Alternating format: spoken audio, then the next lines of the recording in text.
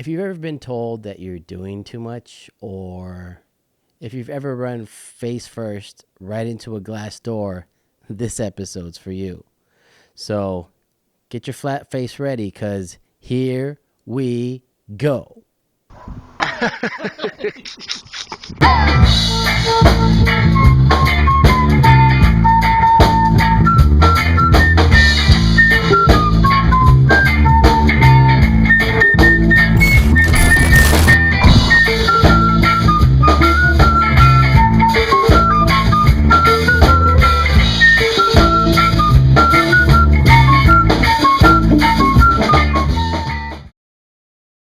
What up, y'all, and welcome back to the Dumb Podcast. I am Dario. And I am Alex Souza.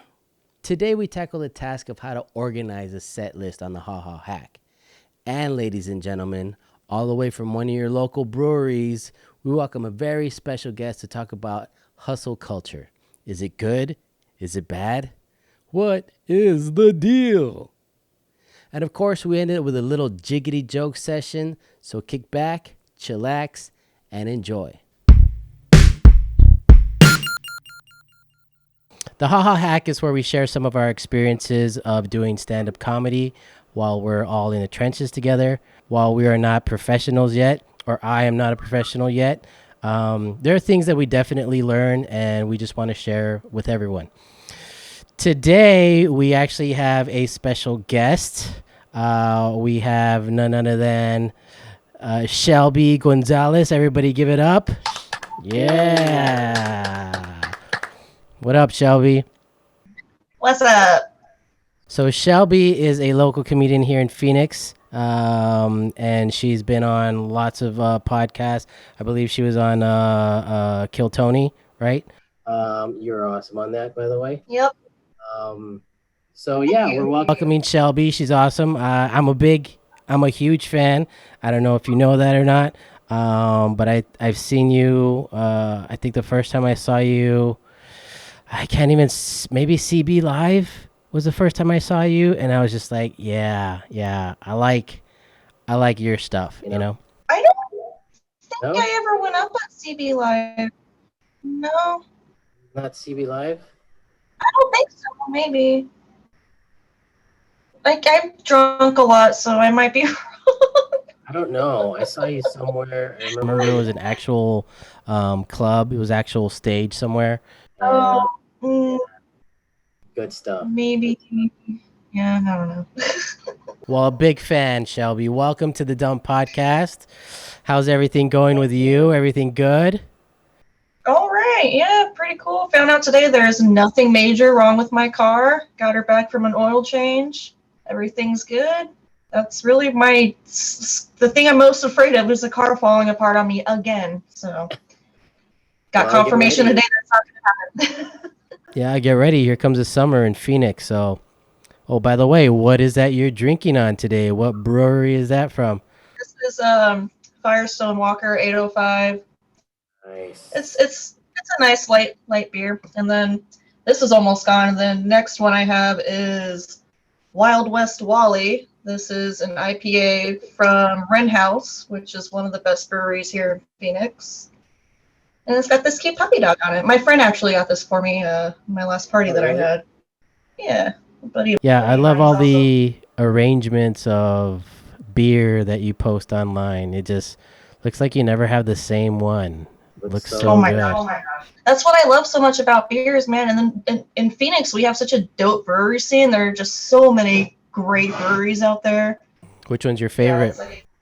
My favorite is College Street. Their Big Blue Van is my favorite beer in the whole wide world. It's a blueberry vanilla wheat. And my favorite here in Phoenix, they're in Lake Havasu, but my favorite here in Phoenix is Arizona Wilderness. I'm actually using one of their toasters right now, Arizona Wilderness. Oh, nice. They have a new location. They just opened up about a year or so ago on Roosevelt Road. And I was leaving there when I got my second DUI. That's a fun story. Nice. Well, today it's nice to have you. Today, I'm bringing you on the HaHa Hack because you are also a comedian, and today we're talking about how to organize a set list. I don't know if you ever had an issue doing this. I know when I first started, it was one of my biggest things. Like, where do I put what? Do things have to be tied together? Um, do you have a process that you go through, or is there some kind of advice that you can give the people? Um, I want to say I'm very organized, but at the same time, I'm not. It's really difficult to explain. I use Google Keep for everything.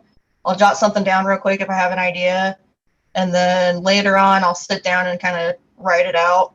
When I'm composing a set list, I used to like to have all of my jokes kind of run into each other, like I'm telling like a big story.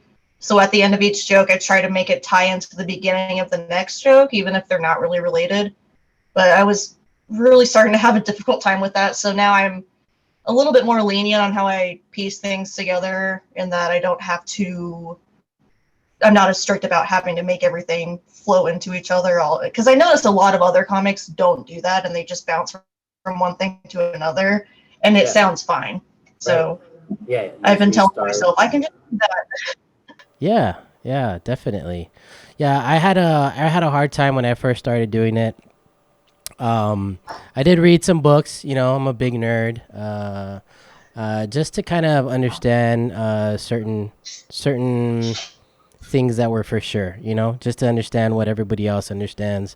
And doing a set list, I came across some, um, I guess, some suggestions. But I mean, even before all those suggestions, I think that before we start thinking about a set list, I think we have to like make sure the jokes kind of work, right? Or I know there's some jokes that still need to be worked out.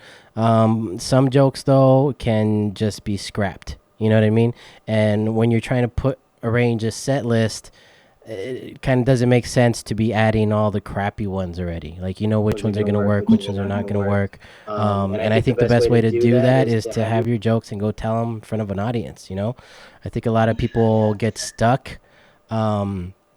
I think we all get stuck with trying to make sure that it's perfect before we go out to an open mic or something. But I mean, it's practice. You know what I mean? So just get out there and practice. I think that's the biggest thing. Once we all figure out which jokes work, then we'll be like, okay, I'm gonna keep this one. I'll keep this one, and then start looking how to arrange it.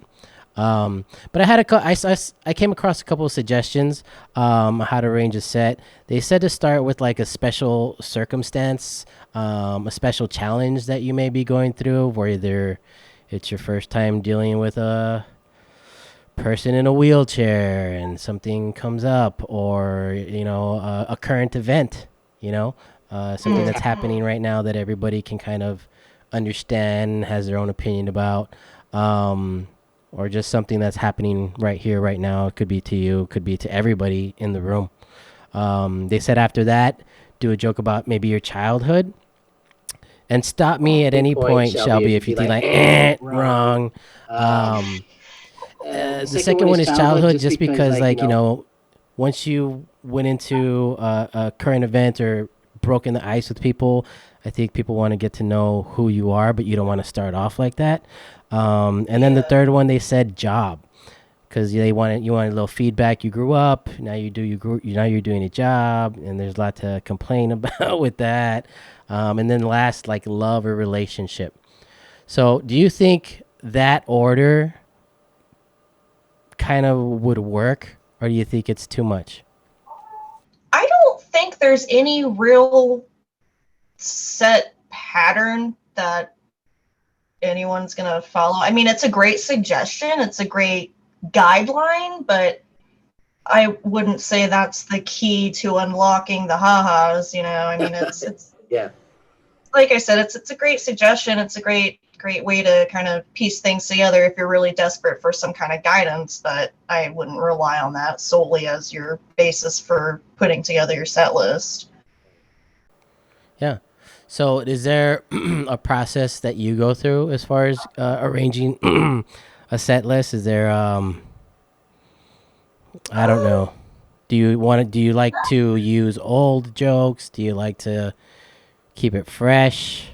You've been doing it for a while, right?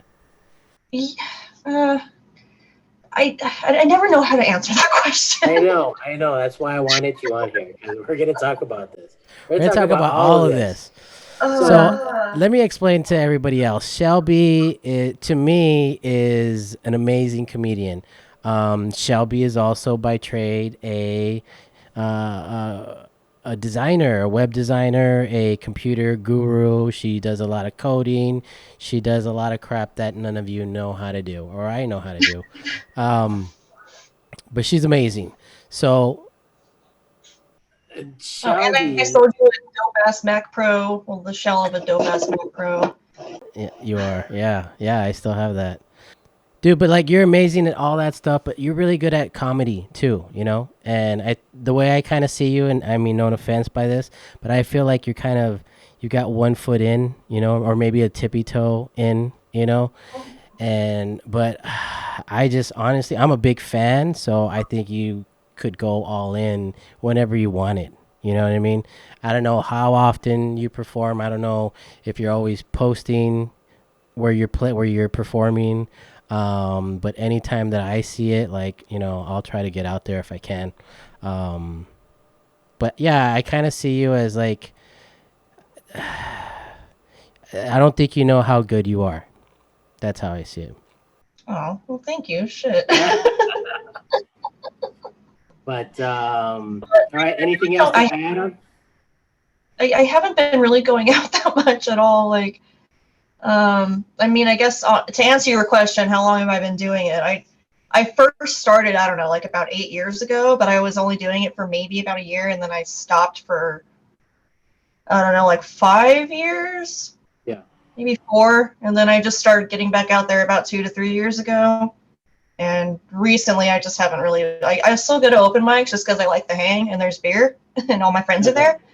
Yep. But yeah, I really haven't even been really doing mics. Like I'll go to mics, but I haven't really been getting up very often. And Yeah, I've noticed that. I see you out there, but I never see you go up. because I haven't been writing, and I'm like, why would I go up and do the same shit that I've been doing for the last like 2 years? You know, I don't have anything.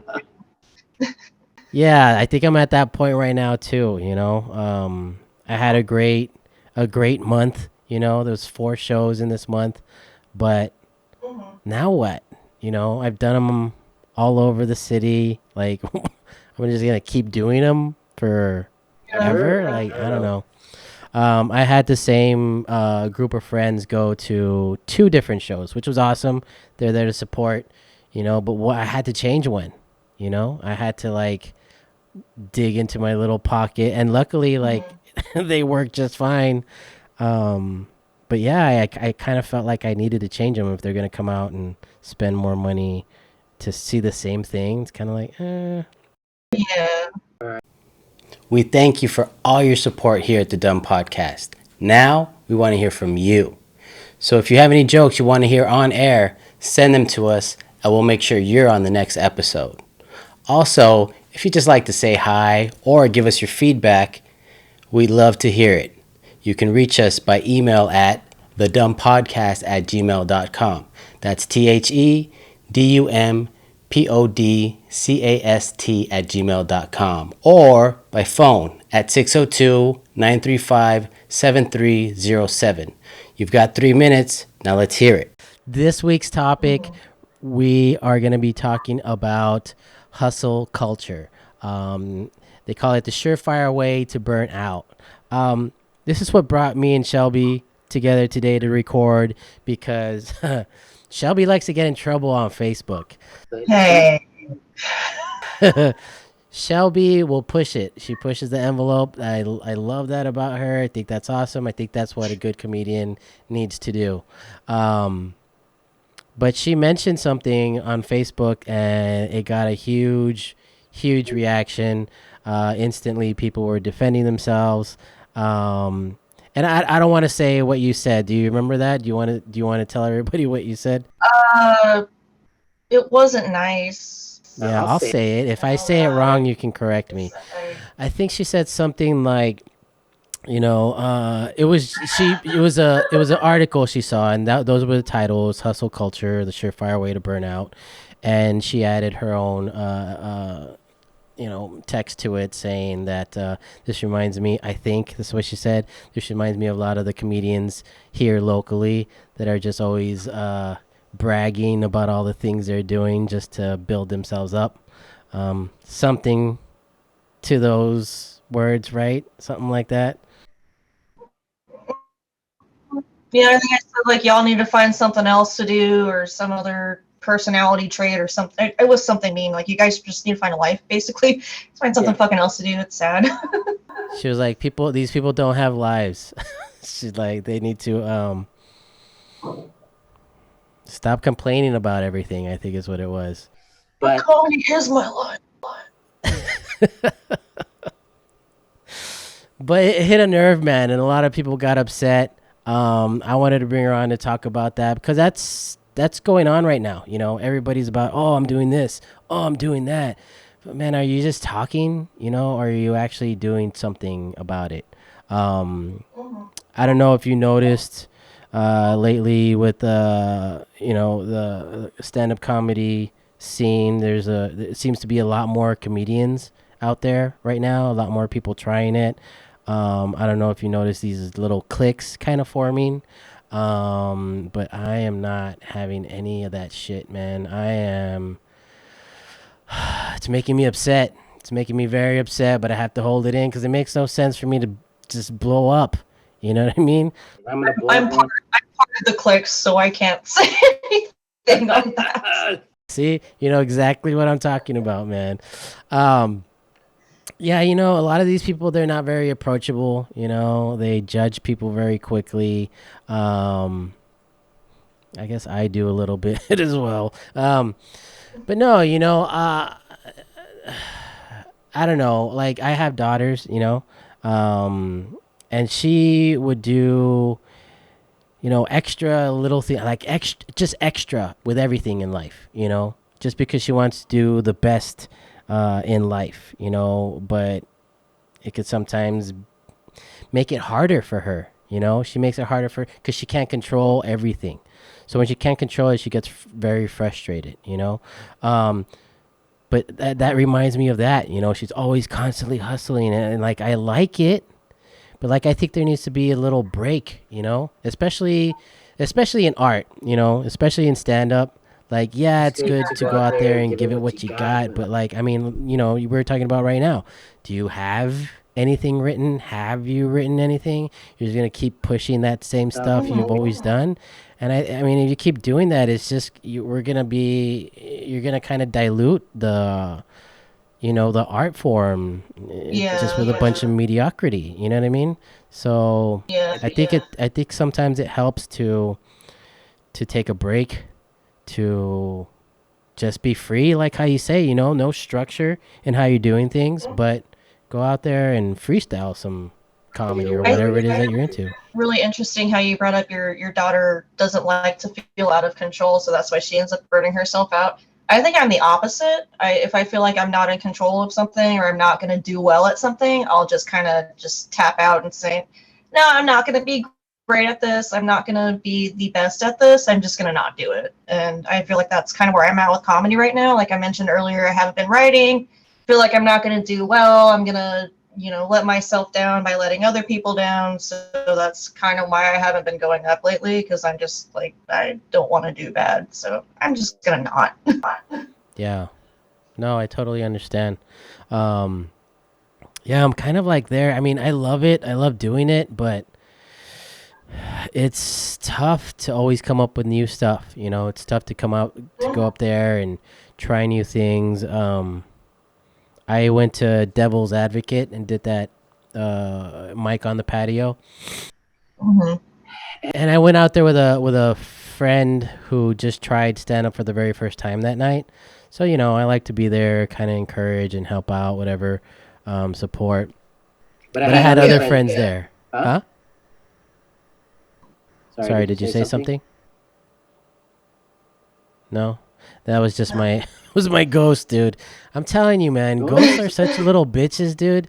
Like, why do they always make noise when you're making noise? Or why are they always like peeking on the side of like a door, or you know what I mean? Well, you got some got some spooky boys in there. Maybe. I don't know. I'm just trying to say, like, why don't you just can't come out and be like, boo, bitch, I'm a ghost. You know what I mean? Hey, yo, you working on the podcast? Yeah, pussy ass ghost. Anyway. So what's it like being a ghost? I don't even know where I was going with all that, man. I don't even know what we were talking about. But anyway, I think we need practice. Do you practice at all? I mean, is there anything that you do? I mean, besides writing and trying it? I used to, like, on my way to Mike's before I had the interlock device in my car and I could still drink and drive. I would drive on my way to a mic and like turn the music off and just practice my set in my car over and over again. And even if you're not trying to like memorize it, I realize that saying things out loud, I know kind of better where I want to pause, or if I word something goofy and it sounds okay when I'm reading it or like rehearsing it in my head, but when I say it out loud, I'm like, oh, that sounds fucking dumb, and then I realize I need to reword some stuff. But like a lot of that stuff you don't realize until you say it out loud. But that's really the closest I get to actually practicing my set. Like I don't sit in front of the mirror and say it, but while I'm driving, I'll go over my set in my car a couple of times. But that's pretty much it. I don't really. But I have noticed that does help me kind of work some stuff out, know when to pause, and you know the timing and shit like that, and like some wording too, for sure. Yeah, dude. Now that I have you on here, what's the deal with Trader Joe's? Why are you so fascinated by Trader Joe's? Let's talk about it.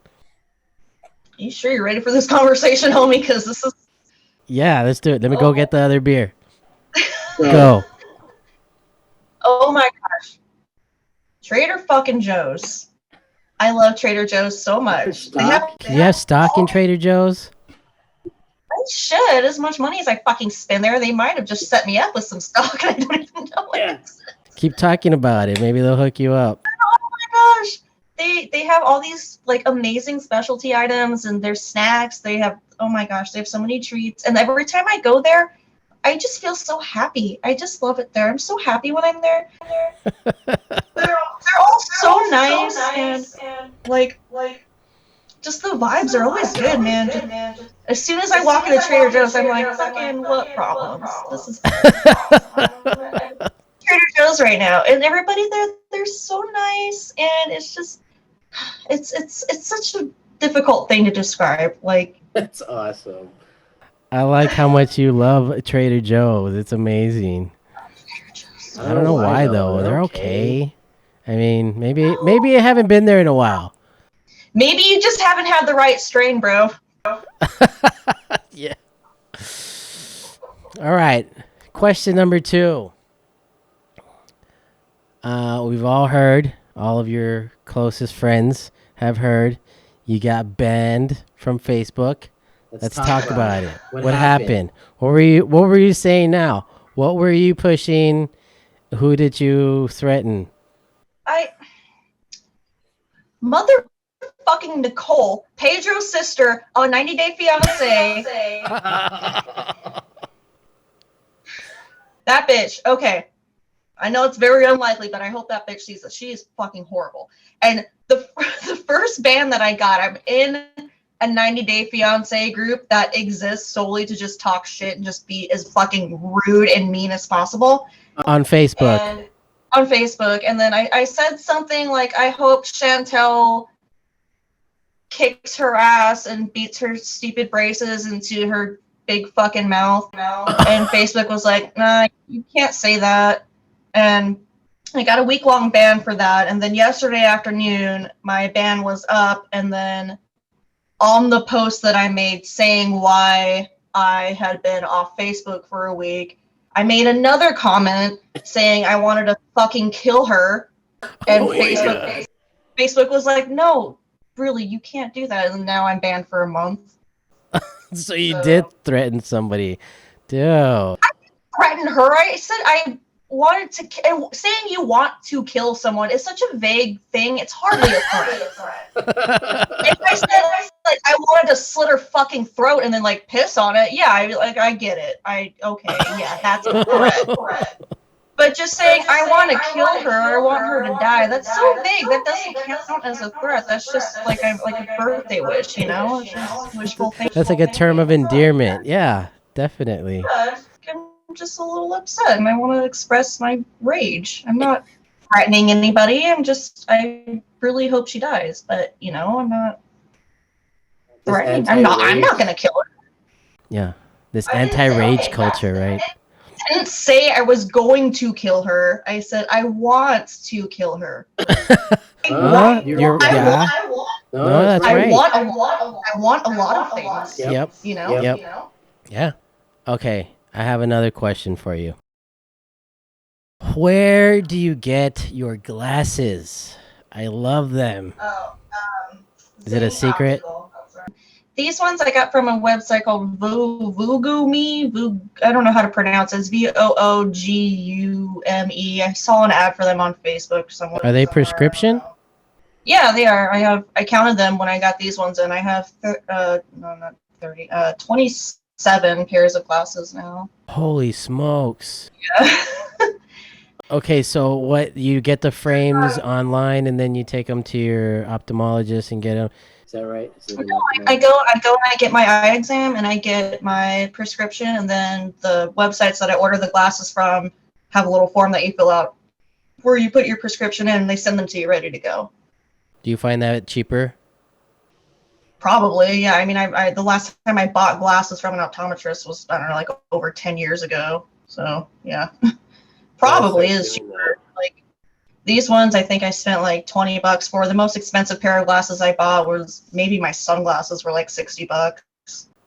So do you update all 27 when you get a new script or what? No, and I asked my optometrist about that, and she said that my prescription hasn't really changed enough for it to really matter for my old prescription. So I'm hoping things just stay that way. Yeah. So you could just use them all 27? Yeah, I keep wearing my old ones, even though they're not my newest prescription. But again, my optometrist says it's okay because it's not really that different. So yeah, I was worried about how to start this next thing because I usually don't start it. It's my co-host who does the deep voice announcer guy. So where the fuck is he at? Oh, damn it. Okay, well now that you brought it up. Here, let me share. Take a seat there or what? Here, and I wanted you to help me talk shit. We can't not let him get away. You can't let him get away with this. You know what I mean? Oh, yeah.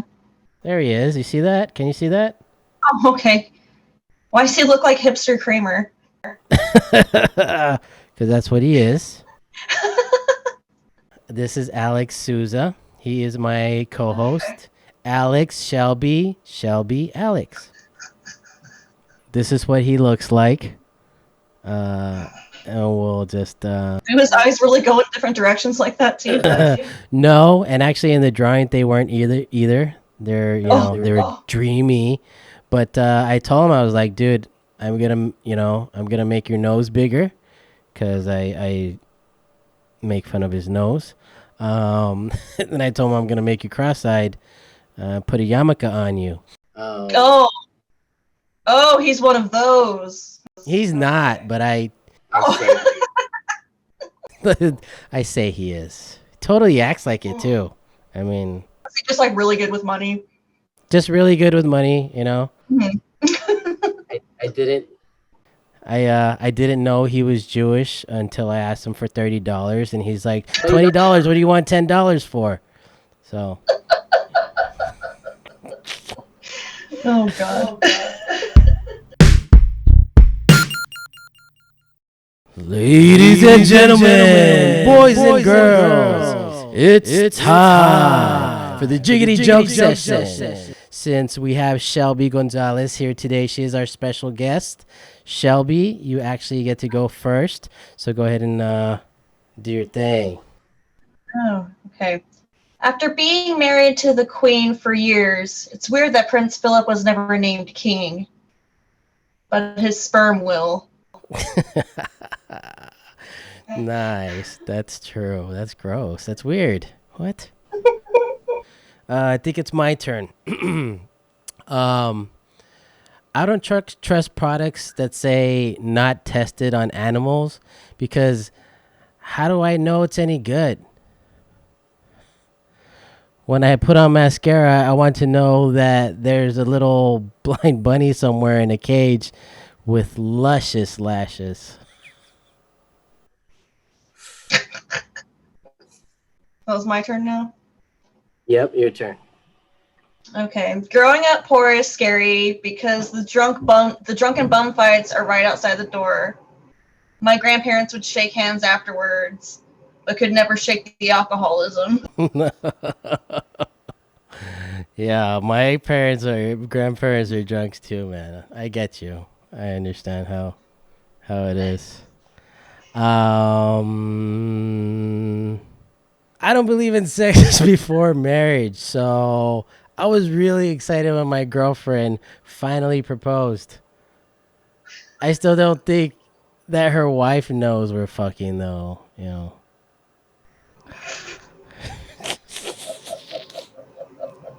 It's funny. Maybe I we should. got a new job, so Sorry. I got a new job, so I stopped stealing. You're welcome. Oh, it's tough being poor.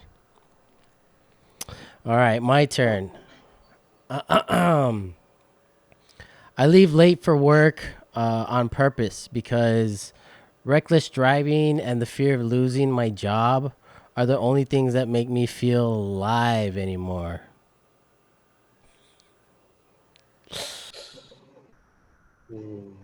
It's funny, we have like a whole job theme going on here. Yeah. My new job involves me having to badge myself in at every door. Feel like I'm working for CSI. I creep around every corner and I call my boss Grissom. Grissom? Did I say that? Grissom? Is that his I don't name? know. Yeah. Grissom? I said Grissom. The dude with the chest. Yeah. Oh, okay. All right. I was cooking dinner for my lady and said to her that sauce is getting thick because it was beef and broccoli. She said, "You're getting thick." I looked down at my penis. I said, "Yeah, a little." Now that I think about it, she was just calling me fat, yo. Fucking rude as hell. All right, your turn. I got a new lip liner that looks like a tiny circumcised dick. So I think I might date it for a few months and let it wreck my self-esteem. Nice. Very nice. All right, Shelby Gonzalez, dude, thank you for being on here. What are you going to do for the rest of the night? I don't know. I'll probably get drunk, see if anybody's maybe still at Toso's. Might take an Uber up there. Toso's ain't that far from me. You have any performances coming up? On Friday, I'm doing some weed show. I don't know what the details are yet, but I'm gonna be doing something on, what is it, the 30th? Yeah, next Friday, the 30th. Which is ironic because I don't even smoke weed, so. Oh, that's and right. they're paying me in weed, so I'm getting What? There you go for your party, man. It looks like a cool hang though, so I was like, yeah, I'm down, and I'll give the weed stuff to my brother, so he'll be fine. Whatever. Yeah, send me the invite to your party this time. I'll definitely go. Yeah, for sure. Like, I don't know. It's probably gonna either be the 21st or the 22nd because I think my birthday falls on a Sunday. So, yeah. But also, I'll. You want to drop your social media handles? Yeah. How can people find out about that show? If I accept your follow on Instagram well, not on Facebook because I can't post on Facebook for 3 days. So I'm Shelb Serena on Facebook, but if you need a website, I am Jumpin' Fred Flash on everything or fredflash.com. Yeah, check it out. Go to one of her shows if you ever see her up there on the on the flyer. Go check it out, man. It's good. She's good. No, fuck the show. Hit me up if you want a website. I make money off of websites. I don't make money off of comedy. Fuck yeah, she's good too. She's really good. All right, Shelby. Well, thank you for being on. Hopefully, you'll come back sometime. It was fun. Thank you for being on, and we'll see you next time, dude. Hell yeah. Later. As always, thank you again for watching. Stay safe and have fun in life, folks. Be happy, stay healthy, and don't forget to try everything twice. Peace.